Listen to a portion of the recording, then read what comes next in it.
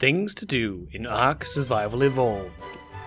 Punch a dinosaur in the face, repeatedly. Punch a dinosaur until it dies. Die upon spawning, go back to your body, only to find an epic showdown.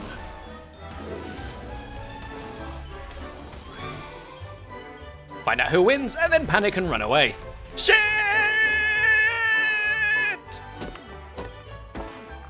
Hit a rock for an inconceivable amount of time.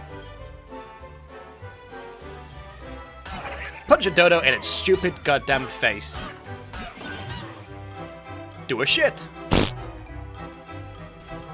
Pick up your shit and then throw it at a trike. Run up to a trike, admire it, and punch it in the face. And die. Kite a dino to a rock, where you are invulnerable, but are unable to leave.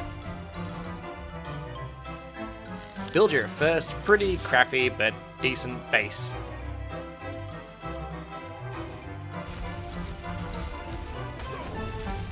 Die because you got stuck on a rock and then killed by a trike.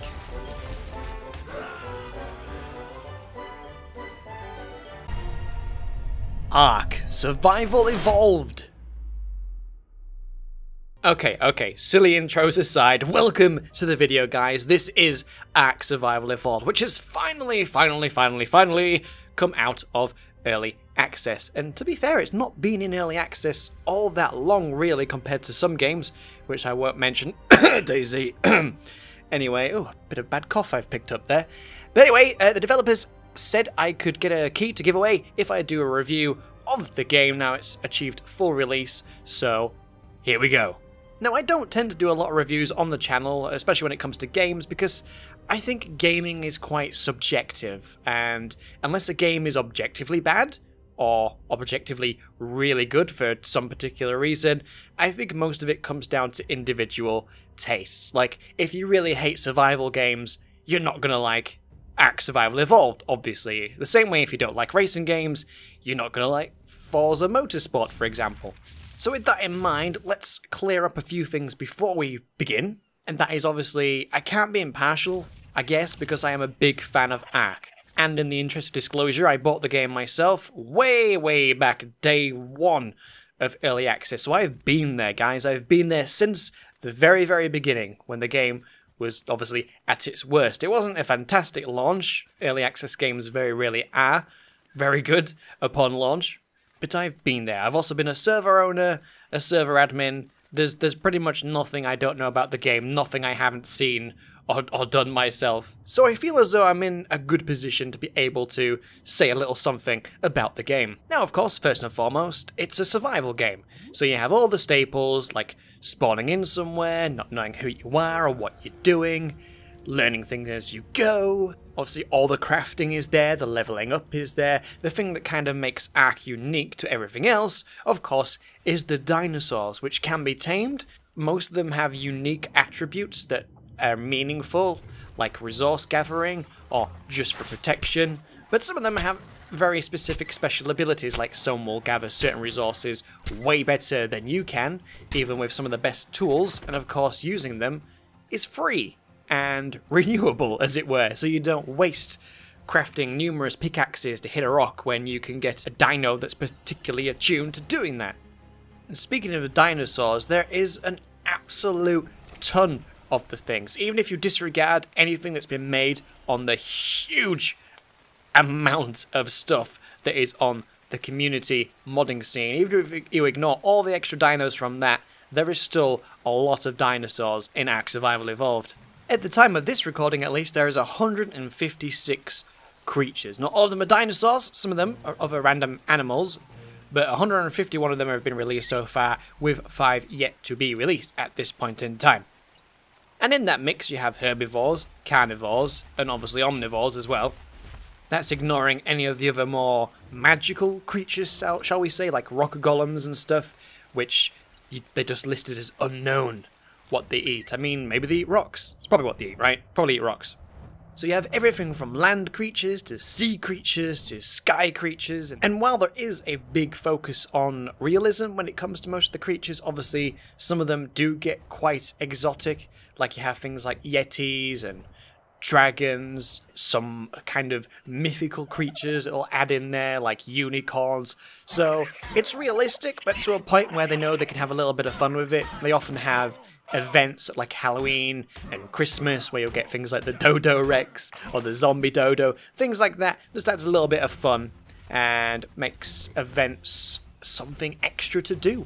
Something that sometimes brings communities of enemies on a server together in order to reap those rewards at the end. Also, when it comes to crafting and items, there is so much to do, so much to find, so much to harvest, so much to craft individual items.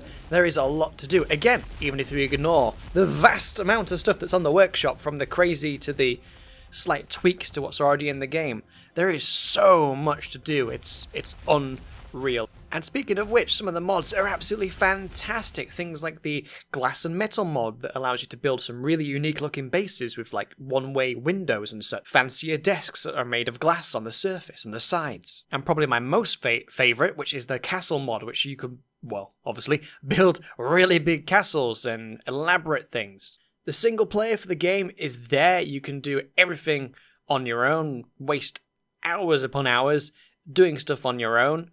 Then, of course, there's actual servers where there can be player versus player, or PvP, or player versus environment, PvE. And both of those obviously come with their own unique attributes. Obviously, player versus player means anything can happen at any point. You could be fighting a person, you could be fighting dinosaurs, and a person could jump in and take advantage of the situation and kill you. PvP is not for everyone. And of course, player versus environment means people can't kill you, but you can still be killed by the environment. And you can still hang around with other people. It just means you don't have that level of danger of somebody finding you and fighting you and stealing your stuff. Although some of the player versus environment servers can have the option so that people can agree to have PvP. So you can have what they're calling tribe warfare. So two parties can agree to start fighting, damage each other, damage bases and stuff like that, which I find is good, but it's not for me. I prefer PvP, so anything can happen at any point. Again, that's a subjective thing, that's personal preference. There's plenty of people who will never ever dream of going on a PvP server and are happy just to build epic bases and amass a massive dino army in PvE and just enjoy a more chilled gameplay session rather than fighting everybody and risk losing things. And speaking of buildings, there are many, many different things. Again, not counting the vast, I can't really overstate that enough, the vast amount of mods on the workshop. Even if you just include all the stock building materials, there's a lot of different things you can do. Everything from the absolute basic of straw huts, all the way up to the new tech tier, which is the tip of the top at the moment. But it doesn't end there. Again, discounting the workshop, there are many maps that you can play on. There's the original, and then a few other new ones that they've released, one of which was to pay for at the time, which did cause a little bit of controversy for the company. Lots of people complaining about, well, it's in early access, how can you be charging for DLC at this point in time? Why is this suddenly a thing when you're supposed to be working on the game, and that's what we paid you to do? And you can imagine how well that went down. But I'm not here to judge the company on how they acted during early access. I think they've learned the lesson from that one, and they've apologised and said they're not going to do that again in early access. And again, lots and lots of modded maps that are very popular, that are also very good. Some of them get released as fully fledged free DLC. That's also a good thing. Things like the center map, which is just absolutely goddamn huge, and is one of the prettier maps, well, until Ragnarok came out. Which again was another free map, absolutely huge, adds to the replayability. Sure, you've got to start over from scratch again, but that's sometimes part of the fun. I'll also be quite honest and say it's been one of the greatest early access games I've been a part of. It's always been well communicated to us what's been going on. It's always been updated. There's been updates daily, weekly, monthly, all the time. Hot fixes here, hot fixes there, which makes it sound quite broken, but you know what I mean. They were actually completely always on it, 24/7, sorting things out. Sure, there's still some bugs yet to be ironed out. It's very difficult to be completely fine in this kind of open world survival crafting game. Going back to the dinosaurs now, one of the best things about the game is obviously the dinosaurs and the other creature, the vast majority of which can be tamed and then of course owned by you for whatever purpose, whether it's just to amass an unstoppable army, to protect your base, to protect you while you're out on your travels, to get around the map perhaps, like the flyers, avoid all the danger and go flying through the sky, soaring, looking for new places to build bases, looking for resources, all that kind of thing. Obviously the main draw of the game is the actual creatures themselves, as well as the rest of it, of course. The best way of describing the game is something akin to Rust, but with dinosaurs and creatures that you can tame. It's by no means the greatest comparison, but if you've never played Ark and you have played Rust, or you know of that a lot more, it's a good example to try and get the point across. The AI of the creatures is usually pretty reliable. They can sometimes get stuck on terrain and trees and whatnot. Again, something you pretty much really can't avoid in an open world survival game. But there is a sort of circle of life, and carnivores will attack herbivores, and herbivores will try to defend themselves. Some of the creatures are aggressive just in general and will attack anything that they come across. So there's always something going on. You might be wandering around and all of a sudden there's a dozen herbivores attacking a T-Rex, for example, and you might be able to get some spoils of the war, as it were, if you go wandering over after the kerfuffle has finished.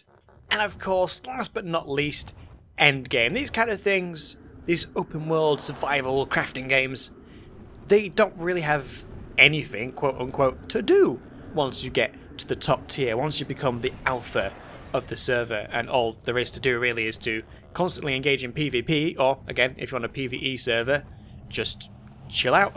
And so to kind of combat this nothingness that a lot of these type of games tend to have towards the end, is they've added a kind of boss battle arena system, as it were, where you can fight a specific amount of certain animals, go exploring certain caves for certain trophies, in order to summon some of these bosses for some epic boss battles, which will require a few of you. I don't know how it works as single player, I don't know if you can do that solo and it scales, or what, I'm not entirely sure. I imagine you could just probably make a massive army of dinosaurs to help you fight these kind of things in single player, so I assume it must be doable, but I haven't actually seen anyone do it.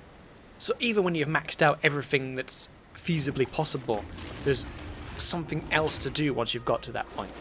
Also, a while back they added a whole circle of life feature, so there's actually baby dinosaurs. Depending on the specific setup of your server, they can actually be out roaming at large, or you can take dino eggs and then hatch them. So you can actually have a breeding system. You don't even need to tame dinos anymore. If you've already got some and they lay an egg, or you steal somebody else's fertilized eggs, then you can start rearing dinosaurs, combining different genealogies to create the perfect dinosaur. If you will get a specific colour you might be looking for in your favourite kind of dino, or getting the highest tier level dinos to mate and then have a fertilized egg that you can hatch, which has attributes from both its mother and its father. The possibilities for the game are pretty much endless, especially with the modding community being as strong as it is for the likes of this game. Already recently announced a massive new map update, which looks absolutely fantastic, and there's going to be some new items, some new dinos, obviously the entire new map itself, and new areas and things to do, presumably a new boss as well. I imagine there's going to be a new boss in there. So I think the future for Ark is actually looking pretty good. Again, it might not be everyone's cup of tea. I, for one, really enjoy it, but it's quite difficult to play when not everybody I know enjoys playing it. Not everybody wants to do the grind. Obviously, being a YouTuber and a streamer, I don't always have time to dedicate to playing the game for massive amounts of time. But if it is something that interests you greatly, then you might be interested to know that I have one Steam key to give away. And all you need to do to be in a chance to win said Steam key is answer one very simple question. And that question is relating to this video. Earlier in the video, when I was talking about the dinos and the creatures, all I want you to answer is, how many creatures are there in total right now in this particular video? Obviously, this could change at any point, but right now there's a certain amount that's in the hundreds. There's a clue, you could always Google it, I guess. But if you tell me the amount there is and why you think you deserve to win, make sure you do both. Number, why you deserve to win, and my bot will pick out at random one person. So, good luck to everyone involved, and while you're still here, some other information as well. If you've been enjoying this, or if you found this channel by random and you want to see more Ark, go back in time in my videos. I've done many specific things relating to Ark. So, there's something else for you to do after you finish this video. But anyway, guys, I've been Turbo. Thank you very much for watching, and I'll see you guys in the next one.